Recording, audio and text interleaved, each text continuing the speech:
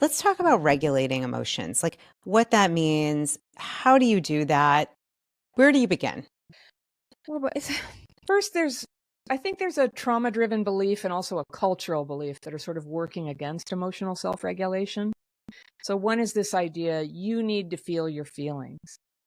And to this day, when I make videos on YouTube where I say sometimes you need to feel fewer of your feelings, or sometimes you need to talk less about what's bothering you, that's very countercultural. It flies in the face of what we were taught.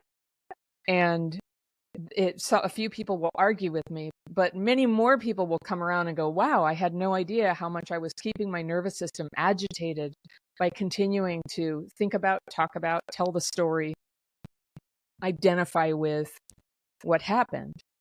And that's all. It's not bad to talk about it. There's a right time and place. But we were told like this endless talking. And I also think that sometimes it's the way we make friends with other people. It's like, hi, nice to meet you. It's like, want to hear my trauma?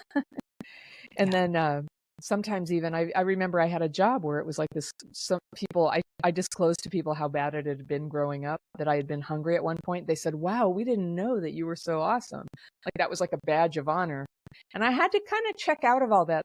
There's no virtue in having had all this happen. It Yeah. doesn't make you special, or no one can criticize you.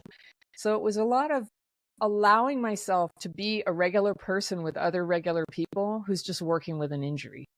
Mhm. And I had to really swim upstream about that.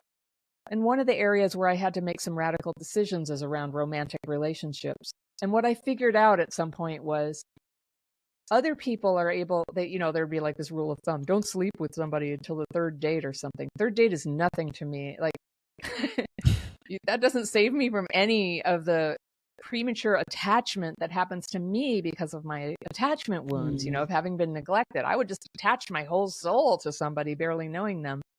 I wouldn't even know that I had done that, but boy, I would sure know when they would say, yeah, I think I'm not into this.